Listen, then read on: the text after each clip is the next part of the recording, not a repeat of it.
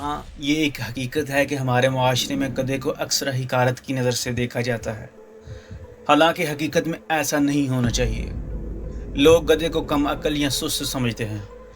روزمرہ زبان میں بھی گدھا بطور گالی استعمال ہوتا ہے، جس سے یہ تاثر مضبوط ہوتا ہے کہ اس کی محنت کو نظر انداز کر کے صرف اس کی شکل یا عادت کو مذاق کا نشانہ بنایا جاتا ہے۔ گدھا دنیا کے سب سے محنتی جانوروں میں سے ایک ہے۔ یہ تیز دھوپ، بھاری بوجھ اور مشکل راستے برداشت کر سکتا ہے۔ صبر، برداشت اور وفاداری میں اکثر انسانوں سے بہتر ہے۔ کسی بھی جاندار کی قدر اس کی ظاہری شکل یا معاشرتی شہرت سے نہیں کرنی چاہیے، بلکہ اس کے کردار، محنت اور فائدے کو دیکھنا چاہیے۔ حقارت کی نظر انسان کے دل کو چھوٹا کر دیتی ہے اور شکر گزاری کی عادت دل کو بڑا کر دیتی ہے۔ کیا آپ نے کبھی سنا ہے کسی ملک میں گدھوں کو فیکٹری سسٹم میں استعمال کیا جا رہا ہو؟ شاید یہ آپ کو عجیب لگے، مگر آج کی کہانی عام نہیں ہے۔ یہ کہانی ہے افریقہ کے ایک ایسے ملک کی جہاں غربت اور وسائل کی کمی کے باوجود ایک حیران کن منصوبہ شروع کیا گیا، اور اس منصوبے کے پیچھے ایک نوجوان، نڈر اور عوامی صدر ابراہیم ٹرورے تھا۔ یہ سسٹم نہ صرف ان کے ملک کی معیشت بدل رہا ہے، بلکہ دنیا کو سوچنے پر مجبور کر رہا ہے۔ برکینا فاسو مغربی افریقہ میں واقع ایک چھوٹا مگر باحوصلہ ملک ہے۔ یہاں کی عوام دہائیوں سے غربت، بد امنی اور وسائل کی کمی کا شکار تھے۔ بجلی کی قلت، پینے کے پانی کی کمی اور خوراک کا بحران یہاں عام تھا۔ پھر 2022 میں صرف 34 سال کے ابراہیم ٹراورے نے قیادت سنبھالی۔ انہوں نے عہد کیا کہ وہ عوام کی زندگی بدل کر رکھ دیں گے۔ برکینا فاسو کے دیہات میں گدھے ہمیشہ سے اہم کردار ادا کرتے آئے ہیں۔ لوگ گدھوں کو پانی لانے، سامان ڈھونے اور کھیتوں میں کام کے لیے استعمال کرتے تھے، لیکن ٹراورے نے سوچا، کیا ان گدھوں سے دودھ بھی حاصل کیا جا سکتا ہے؟ سائنسی تحقیق سے پتہ چلا کہ گدھوں کا دودھ نہ صرف پینے کے لیے مفید ہے، بلکہ دواؤں اور کاسمیٹکس میں بھی استعمال ہوتا ہے۔ بس پھر کیا تھا؟ ڈونکی فیکٹری سسٹم کا آئیڈیا جنم لے لیا گیا۔ ایک بڑے میدان میں سینکڑوں گدھے قطاروں میں کھڑے کیے جاتے ہیں۔ ہر گدھے کے ساتھ ایک مزدور بیٹھا ہوتا ہے جو دودھ نکالتا ہے۔ یہ عمل دن میں 2 بار ہوتا ہے۔ دودھ بڑے ڈبوں میں جمع کر کے پروسیسنگ سینٹر بھیجا جاتا ہے۔ وہاں دودھ کو صاف کر کے پیک کیا جاتا ہے اور مارکیٹ میں بیچا جاتا ہے۔ شروع میں کچھ لوگوں نے مذاق اڑایا، انہوں نے کہا یہ ترقی ہے یا مذاق؟ لیکن چند مہینوں بعد جب آمدنی بڑھنے لگی، سب نے اس سسٹم کو قبول کر لیا۔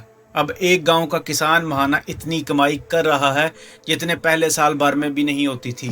خواتین نے اس کام میں حصہ لینا شروع کر دیا اور خاندان مالی طور پر مضبوط ہو گئے۔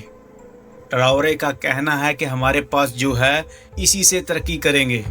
ان کا ماننا ہے کہ بیرونی امداد پر انحصار ختم کر کے مقامی وسائل سے معیشت مضبوط کی جا سکتی ہے۔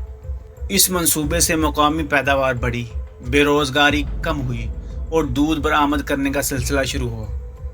اب برکینا فاسو کا نام دنیا کے ان ممالک میں آ رہا ہے جو منفرد طریقوں سے غربت کا مقابلہ کر رہے ہیں۔ گدھوں کے دودھ کی قیمت مقامی مارکیٹ میں اچھی ہے۔ کچھ کمپنیاں اسے یورپ اور مشرق وسطیٰ میں برآمد کر رہی ہیں۔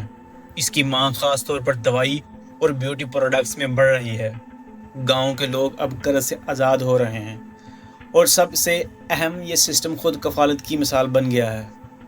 Solar kitchen project. اس تصویر کے پہلے حصے میں آپ دیکھ رہے ہیں سینکڑوں چمکدار ڈشز۔ یہ سولر کچن پروجیکٹ ہے جو ٹرورے نے شروع کیا۔ یہاں سورج کی روشنی سے کھانا پکایا جاتا ہے۔ اس سے لکڑی اور گیس پر انحصار کم ہوا، جنگلات بچ رہے ہیں اور خواتین کو کھانا پکانے میں آسانی ہو رہی ہے۔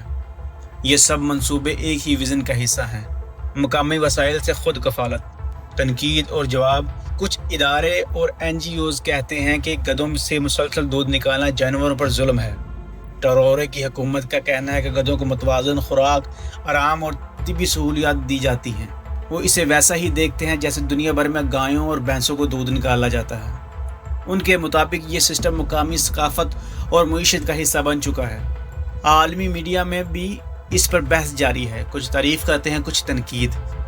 ٹراورے چاہتے ہیں کہ اگلے 5 سال میں یہ سسٹم برکینا فاسو کے ہر صوبے میں پھیل جائے۔ وہ مزید پروسیسنگ فیکٹریاں بنانے کا ارادہ رکھتے ہیں۔ اس سے دودھ، پنیر اور دیگر مصنوعات برآمد کی جائیں گی۔ ساتھ ہی سولر پروجیکٹس کو بھی بڑھایا جائے گا تاکہ ملک میں توانائی کی کمی ختم ہو۔ یہ سب ان کے خود کفیل برکینا فاسو کے خواب کا ایک حصہ ہے۔ گدھوں کا فیکٹری سسٹم چاہے کتنا ہی عجیب لگے مگر یہ ہزاروں لوگوں کے لیے روزگار کا ذریعہ ہے۔ ابراہیم ٹریورے نے دنیا کو دکھا دیا کہ ترقی کے لیے بڑے وسائل نہیں بلکہ بڑی سوچ چاہیے۔ یہ کہانی ہمیں سکھاتی ہے اگر نیت مضبوط ہو تو ناممکن بھی ممکن ہو جاتا ہے۔ برکینا فاسو کے یہ منصوبے شاید دنیا کے لیے ایک مثال بن جائیں اور ایک دن یہ چھوٹا سا ملک ترقی کی دوڑ میں سب کو حیران کر دے۔